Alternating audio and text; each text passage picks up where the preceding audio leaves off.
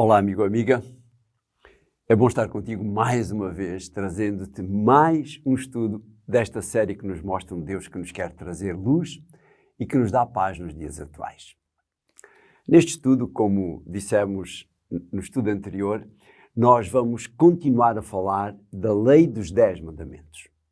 No estudo anterior nós vimos a primeira parte da lei de acordo com a divisão que foi feita pelo próprio Jesus e conforme está relatado no Evangelho de Mateus, no capítulo 22 e nos versos 36 a 40. Vamos voltar a ler esta divisão feita por Jesus.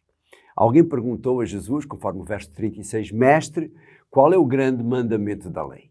E agora no verso 37 Jesus começa a explicar.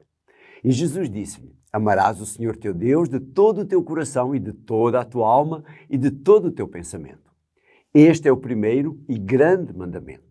No verso 39, e o segundo, semelhante a este, é amarás o teu próximo como a ti mesmo. E complementa no verso 40 dizendo, desses 2 mandamentos dependem toda a lei e os profetas. Ou seja, a lei de Deus tem 10 mandamentos. E Jesus está a dizer-nos que uma parte deles trata da nossa relação com Deus, amar a Deus sobre todas as coisas, e outra parte trata da nossa relação com o nosso semelhante, com os nossos semelhantes, com o nosso próximo. Amar o próximo como a nós mesmos. Amar os outros como nós gostaríamos, ou seja, fazer aos outros aquilo que gostaríamos que eles nos fizessem a nós. Como dissemos antes, os 10 mandamentos encontram-se registrados no livro de Êxodo, no capítulo 20, nos versos 3 a 17. E estão repetidos no livro de Deuteronômio, no capítulo 5, no verso 7 a 21. Neste caso, eles estão inseridos no discurso final, no discurso de despedida de Moisés antes de morrer. No estudo anterior vimos os primeiros 4 mandamentos que tratam da nossa relação com Deus. Neste estudo nós iremos ver, um a um, os últimos 6 que tratam da nossa relação com o nosso próximo. Vejamos então os mandamentos um a um, a partir do 5º mandamento. O 5º mandamento está registado no capítulo 20 e no verso 12 diz-nos assim, honra teu pai e tua mãe para que se prolonguem os teus dias na terra que o Senhor teu Deus te dá. Olhando para o primeiro destes 6 mandamentos, podemos dizer que o nosso respeito, que a nossa relação com o nosso semelhante, começa em casa, com a nossa relação com os nossos pais, com o respeito que nós devemos ter para com os nossos pais. Honrar os pais é prestar-lhe respeito e obediência. Por extensão, dado que até à idade da razão moral dos filhos, os pais representam Deus, é lógico que lhes devem tal respeito. Paulo, quando escreve aos Efésios, no capítulo 6, nos versos 1 a 3, ele vai nos ajudar a compreender melhor isto quando diz vós, filhos, sede obedientes a vossos pais no Senhor, porque isto é justo. Honra a teu pai e a tua mãe, que é o primeiro mandamento com promessa, para que te vá bem e vivas muito tempo sobre a terra. Esta atitude de respeito, portanto, deve começar em casa e manter-se ao longo de toda a nossa vida, independentemente da idade dos nossos pais. Quer seja em casa, quer seja na escola, quer seja no trabalho ou na sociedade. Moisés, no livro de Deuteronômio, no capítulo 6 e nos versos 6 e 7, reforça de modo muito enfático isto que nós estamos a ver. Diz ele, no verso 6, e estas palavras que hoje te ordeno estarão no teu coração, e as intimarás a teus filhos, e delas falarás assentado em tua casa, e andando pelo caminho, e deitando-te e levantando-te. Ou seja, em todos os momentos da tua vida. Logicamente que há situações limite, em especial no que toca à obediência a Deus ou aos pais. Quando nós temos que desobedecer a Deus para obedecer aos pais, essas coisas alteram-se. Vê aquilo que Pedro diz em Atos, no capítulo 5 e no verso 29. Porém, respondendo Pedro e os apóstolos, disseram, mais importa obedecer a Deus do que aos homens. Aqui está. Passemos agora ao 6º mandamento. No capítulo 20 e no verso 13, este mandamento é muito curto e diz, não matarás. Sumariamente podemos dizer que matar é tirar a vida de outrem Mas isto não é tão linear conforme vamos ver. Jesus foi mais longe. Jesus ampliou, por assim dizer, este mandamento. Repara naquilo que ele diz conforme o Evangelho de Mateus, no capítulo 5 e nos versos 21 e 22. Diz ele: ouviste que foi dito aos antigos, não matarás, mas qualquer que matar será réu de juízo. Eu, porém, vos digo que qualquer que sem motivo se encolerizar contra o seu irmão será réu de juízo. O que Jesus está aqui a dizer é que acalentar ódio no coração contra alguém, contra o nosso próximo, é já no espírito da lei ser culpado de transgressão deste mandamento. Repara agora na aplicação pessoal que Paulo faz deste mandamento quando escreve a primeira carta aos Coríntios, no capítulo 3 e nos versos 16 e 17. Isto é para mim e é para ti.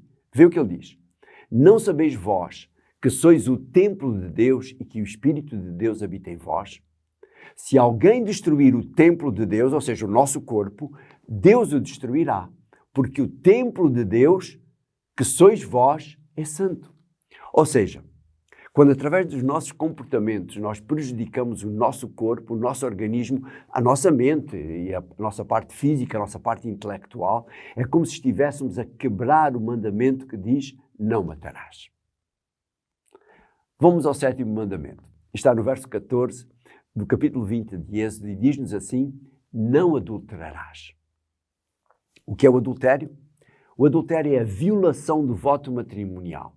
É a infidelidade à nossa esposa ou ao nosso marido. Tal como no mandamento anterior, no 6º, Jesus acrescentou algo mais em relação a este mandamento. Vê o que ele diz conforme o relato de Mateus, no capítulo 5, agora no verso 27 e 28. Ouviste que foi dito aos antigos, não cometerás adultério. Eu, porém, vos digo, verso 28, que qualquer que atentar numa mulher para a cobiçar, já no seu coração cometeu adultério com ela. Ou vice-versa, uma mulher para com um homem. Ou seja, a partir do momento que um homem ou uma mulher deseja outra pessoa, mesmo que o adultério não se consuma, não se concretize, esse homem ou essa mulher estão a pecar, estão a transgredir a lei de Deus. Vamos avançar para o 8º mandamento. No capítulo 20 e no verso 15 de Êxodo, diz-nos: não furtarás. Estamos a ver 3 mandamentos bem curtos, com 2 palavras apenas. Claro que sabes o que furtar é obter fraudulentamente aquilo que não nos pertence, roubar, falsificar.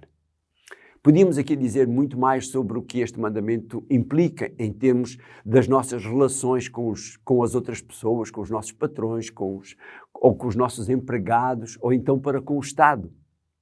O apóstolo Paulo dá um conselho que, em certa medida, é um conselho preventivo relativamente à transgressão deste mandamento. Repara aquilo que ele diz quando escreve aos Efésios, no capítulo 4 e no verso 28. Aquele que furtava, não furte mais. Antes trabalhe, fazendo com as mãos o que é bom, para que tenha o que repartir com o que tiver necessidade. Vamos agora ver o penúltimo mandamento, o 9º mandamento. Ele está no verso 16 do capítulo 20 de Êxodo. Diz-nos assim: não dirás falso testemunho contra o teu próximo.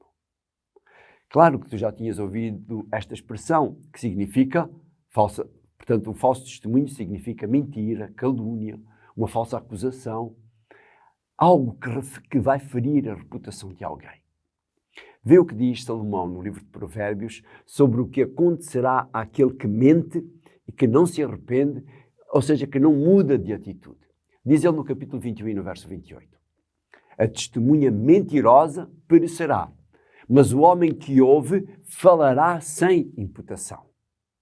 Repara agora no que diz Jesus sobre quem pratica a mentira, o falso testemunho, conforme relata João no seu Evangelho, no capítulo 8 e no verso 44. É duro. Vós tendes por pai ao diabo e quereis satisfazer os desejos de vosso pai, pois ele foi homicida desde o princípio e não se firmou na verdade, porque não há verdade nele. Quando ele profere mentira, fala do que lhe é próprio, porque é mentiroso e pai da mentira. Palavras duras, Quem mente é filho do diabo, diz o próprio Jesus.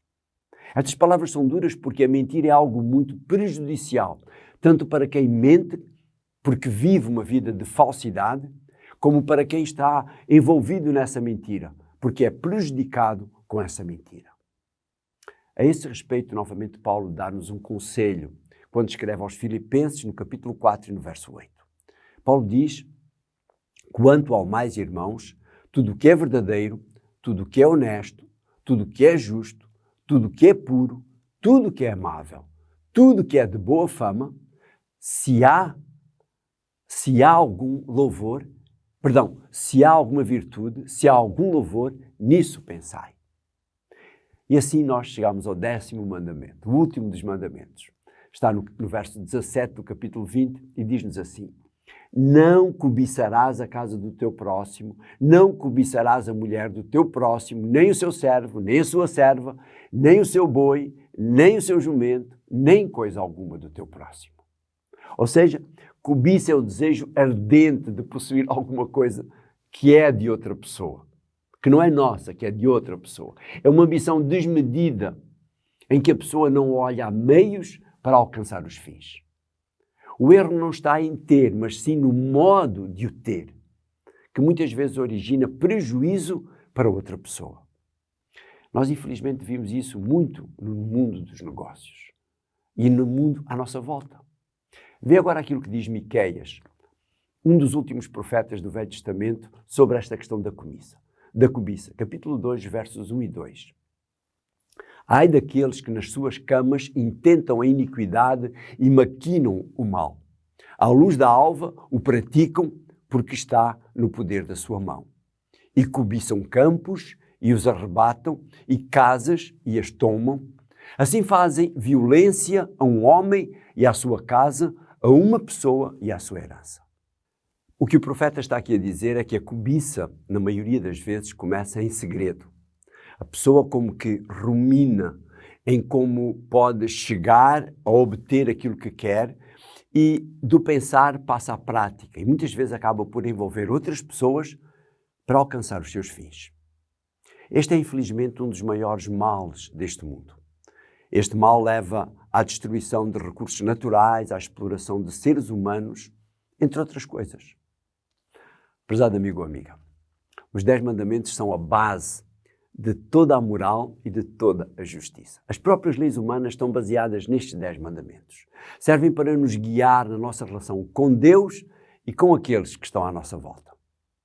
A observância dos mandamentos, como dissemos no estudo anterior, mostra que amamos Deus e o nosso semelhante e, ao observá-los, somos os primeiros a ganhar com isso.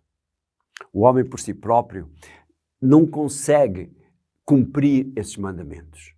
No entanto, é possível, com a ajuda de Deus, por meio da fé, pois Ele está sempre à minha e à tua disposição para nos ajudar a observar esses mandamentos, porque Ele quer o melhor para cada um de nós.